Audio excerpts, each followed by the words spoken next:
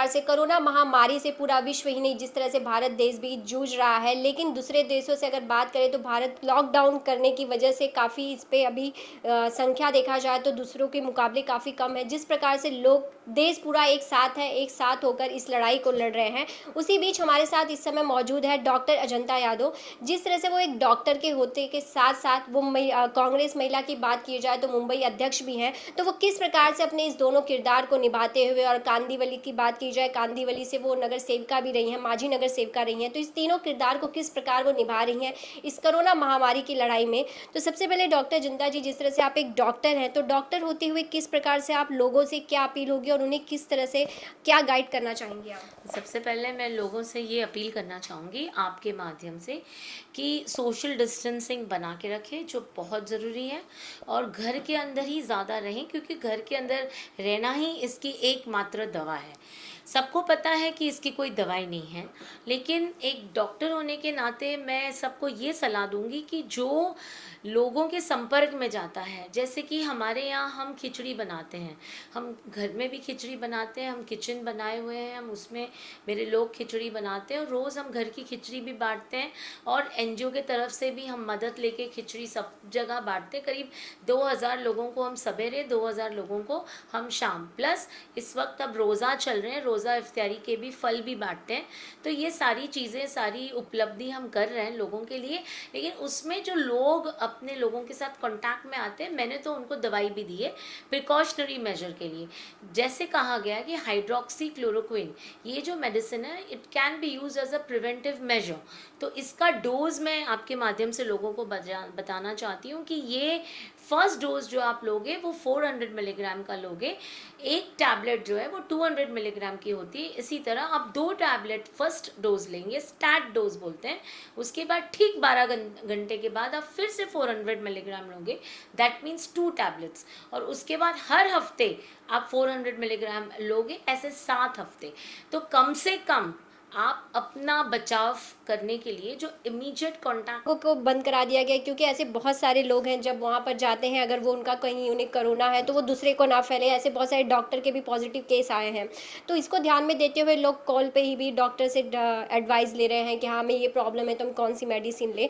तो आपके आपके पास भी इस प्रकार के अगर कोई कॉल आते हैं, अगर कॉल आए हों, तो आप उन्हें किस प्रकार से गाइड और किस प्रकार से समय दे रही हैं? बिल्कुल, मैं हर समय अपना फ़ोन को पहले चालू रखती हूँ, इवन नाइट में भी, कि अगर कोई इमरजेंसी कॉल है तो मैं उसको अटेंड करती हूँ। और सबसे पहले मुझे जब फ़ोन आते हैं तो मैं उनको सारी दवाइयों की पूरी डोजेजेस ना ही एक्सप्लेन करती हूँ, पर उनको मैसेज द्वारा भी बता देती हूँ कितने दिन का डोज़ लेना है और कितनी बार लेना है। और मेडिकल दुकान में जाके जब वो ख़रीदते हैं तो मेरे से वो कंफर्म कर लेते हैं कि वो ही दवा है। तो इस तरीके से मैं एज अ डॉक्टर लोगों को फ़ोन पे हेल्प करती हूँ। और आज डॉक्टर्स की क्लिनिक्स इसलिए बंद है क्योंकि अगर उनके पास प्रोटेक्शन किट नहीं है, पर्सनल प्रोटेक्शन किट, तो वो भी कोविड-19 का शिकार हो सकते हैं और उसके द्वारा काफ़ी लोगों को भी कोविड-19 हो सकता है। तो क्लिनिक्स अगर बंद हैं तो क्लिनिक्स चालू होनी चाहिए। ऐसे सरकार ने अब कल ही जो हमारे मंत्री हैं हेल्थ मिनिस्टर टोपे जी, उन्होंने कहा है कि आप लोगों ने अपनी क्लिनिक्स खोलनी चाहिए। लेकिन क्लिनिक्स खोलते खोलते सुविधा भी उन डॉक्टर्स को उपलब्ध होनी चाहिए। उनको उनको अपना बचाव किस तरीके से करना चाहिए, ये बहुत बड़ा पॉइंट है और इसमें सरकार ने काफ़ी मदद करनी चाहिए।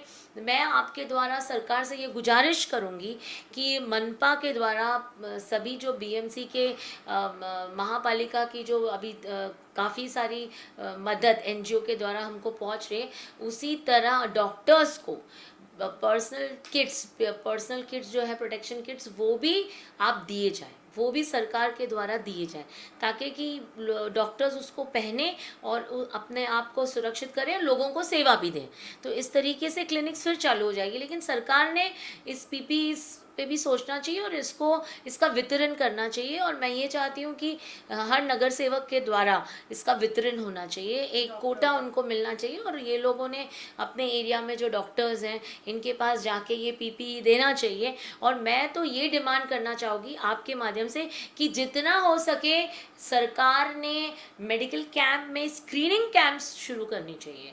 स्क्रीनिंग कैंप्स बहुत ज़रूरी है। और कोई इसका मेडिकल हेल्थ ऑफिसर जो हर जोन में है ये पहल नहीं कर रहे हैं, क्योंकि उनके पास कोई किट ही नहीं है।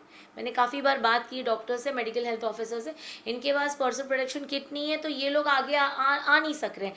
कम्युनिटी हेल्थ वर्कर्स हैं तो उन सरकार से आपकी गुजारिश होगी या फिर केंद्र सरकार से? दोनों से मेरी गुजारिश होगी। हम राज्य सरकार में हैं और सरकार हमारी है, तो हमारे सरकार से भी ये गुजारिश करूँगी, मेरे सारे कैबिनेट मंत्रियों से मैं गुजारिश करूँगी कि आप इस तरीके से एक योजना बनाएं, एक टीम बनाएं, उनको पूरा प्रोटेक्ट करें और हर वार्ड में जाके स्क्रीनिंग करें ताकि कि आप पेशेंट भी बचा पाओ। देख रही हैं आप कितना सहयोग कर पा रही हैं आपके लोगों के लिए, आपके क्षेत्र के लोगों के लिए, किस प्रकार की परमिशन लेना पड़ रहा और किस प्रकार उन्हें उनके जगह पे, उनके गांव, उनके देश पहुंचाने की आपकी सुविधा करनी है। अब कल से ही ये आदेश आया हुआ है सरकार से और आज ही से हमारे मोबाइल पे मेरे हस्बैंड और हमारे फ़ोन्स आ रहे हैं, तो हम सबको गाइड कर रहे हैं कि सबसे पहले आपको अपनी खुद की गाड़ी करनी है और उसके बाद ड्राइवर, गाड़ी का डिटेल्स, ये सब करके फिर आपको अगर 20 जन जाना चाहते हैं तो 40 सीटर की गाड़ी करनी है। सोशल डिस्टेंसिंग आपको 50% लोगों को लेके जाना है।